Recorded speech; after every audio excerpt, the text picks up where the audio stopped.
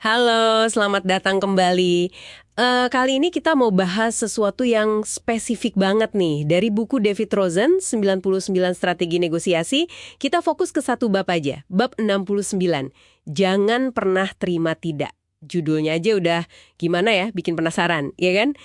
Kita mau coba kupas nih, kenapa sih seorang ahli negosiasi nyaranin sesuatu yang sekilas kok kayaknya pantang mundur banget gitu. Coba kita gali bareng ya, apa sih intinya buat Anda? Oke, langsung aja deh, bab 69 ya, jangan pernah terima tidak. Jadi, Rosen ini intinya bilang, jangan langsung percaya gitu aja kalau pihak lain ngomong, ini penawaran final saya gitu. Atau bahkan kalau mereka, wah sampai keluar ruangan negosiasi.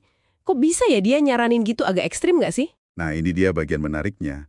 Jadi, Rosen tuh ngeliatnya gini, pernyataan final atau tindakan walkout itu, seringnya tuh bukan akhir cerita yang sebenarnya. Menurut dia, itu tuh taktik, lumrah banget dipakai apalagi sama negosiator yang tangguh lah. Jadi itu lebih kayak manuver aja, bukan berarti udah selesai gitu negosiasinya. Oke, oke, jadi dianggap taktik ya. Dan yang bikin ini makin gimana ya, menantang gitu. Rosen bahkan ngasih semacam aturan praktis kan di bab ini. Dia bilang terus aja dorong negosiasi, setidaknya 5 sampai 10 putaran lagi. Setelah pihak lain ngomong final atau pergi.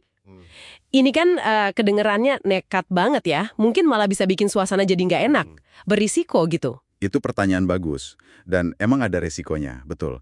Cuma, Rosen ngasih alasan kuat di baliknya. Katanya nih, tingkat keberhasilan buat dapat kesepakatan setelah momen final atau walkout itu, sekitar 85% loh. Wow, 85%. Iya, kenapa bisa gitu? Kayaknya sih, Rosen ini bertaruh kalau pihak lain itu seringnya cuma ngetes aja, ngetes tekad kita. Atau bisa jadi juga mereka udah terlalu banyak invest waktu, tenaga, jadi sebenarnya sayang kalau pergi gitu aja. Makanya kata final itu ya seringnya cuma gertakan aja. Gitu sih pandangannya. Tapi 85% itu kan nggak 100% ya. Gimana dong sama yang 15% sisanya? Apa Rosen ada bahas caranya bedain kapan tidak itu beneran tidak, bukan cuma taktik?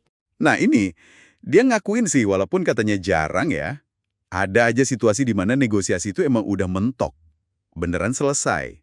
Jadi bab 69 ini fokusnya emang lebih ke jangan keburu nyerah, gitu. Rosen di bab ini nggak ngasih resep pasti sih buat bedain mana gertakan, mana penolakan final, tapi tekanannya lebih ke kemungkinan besar si pernyataan final itu ya belum tentu final, jadi gigi di sini dianggap kunci. Ya, dengan asumsi risikonya sepadan lah sama potensi hasil yang lebih baik. Jadi gitu ya, pesan utamanya berarti lebih ke kita perlu bangun semacam apa ya, ketahanan mental gitu ya, terhadap kata tidak atau final dalam negosiasi. Jangan langsung diterima mentah-mentah, lihat itu sebagai kemungkinan manuver aja atau ya bagian dari tarian negosiasinya itu sendiri lah ya, sesuai judul babnya banget. Oke, jadi kalau dirangkum intisari dari bab 69, jangan pernah terima tidak ini, kayak pengingat kuat gitu ya, buat kita supaya tetap ulet, terus mempertanyakan finalitas sebuah penolakan. Dan coba lihat lebih dalam lah, di balik kata-kata atau mungkin tindakan yang kadang dramatis dalam negosiasi. Betul sekali.